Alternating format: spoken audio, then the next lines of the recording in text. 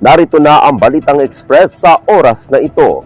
Pansamantalang ipinatigil ang pagtatapon ng basura sa Davao Sanitary Landfill matapos ang nakagigimbal na waste o garbage slide na nangyari noong ika-20 ng Mayo ngayong taon kung saan 2 ang naitalang sugatan, isang kumpirmadong napatay at 2 pa ang nawawala.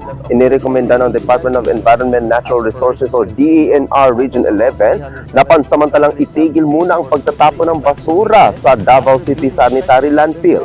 Bukod dito, naglabas na rin ang ahensya ng Notice of Violation sa pamamagitan ng Environmental Management Bureau o EMB-11 laban sa City Government of Davao batay sa isinagawang assessment at inspeksyon sa pasilidad. Dagdag pa ng DENR Region 11, mananatiling ipinagbabawal ang pagtatapon ng basura hanggat hindi natutupad ang City LGU ang mga rekomendasyon ng ahensya. Abangan ang iba pang mga balita mamayang alas 9:30 ng gabi sa Philippine Headlines.